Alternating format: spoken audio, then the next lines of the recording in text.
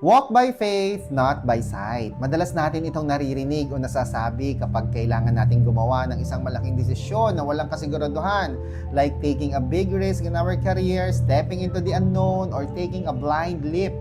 Habang totoo naman na God often calls us to be courageous, ang ganda lang din po balikan yung pinakapuso ni Apostle Paul nung sinulat po niya ito sa 2 Corinthians chapter 5. Kapag inaral po natin yung real context po ng chapter 5 na yon, it's actually less about taking risky decisions and much more about having an eternal perspective po sa gitna ng ating mga pang-araw-araw na hirap.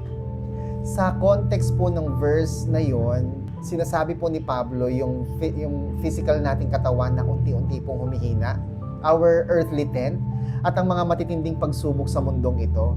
Ang sight ay yung mga nakikita nating sakit, problema, physical decay. Yung faith naman po ay ang paninindigan at pagtitiwala natin na may inihandang eternal na tahanan po ang Diyos para sa atin. To walk by faith doesn't mean we ignore our current reality or pretend that our problems don't hurt. Hindi po ito toxic positivity. Ina-acknowledge natin ang mga nakikita nating hirap at nararamdamang lungkot, pero mas pinipili nating maniwala na mas totoo at mas matimbang ang mga pangako ng Diyos na hindi pa natin nakikita. Kapag nakakapagod at nakaka-discourage na po ang mga nakikita ng ating mga mata tulad ng sickness, brokenness, personal failures, faith anchors us. Ipinapaalala po nito sa atin na ang lahat na nakikita natin ngayon ay temporary lamang. Ngunit ang presensya at pag-ibig po ng Diyos ay eternal.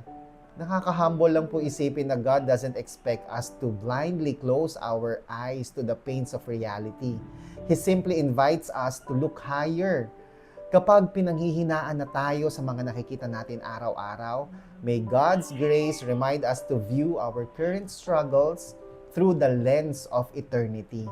Praying for anyone who is feeling exhausted by what they see right now, may God grant you the peace to walk by faith today. Ako po si Chico. Enjoy the rest of the day and God bless po.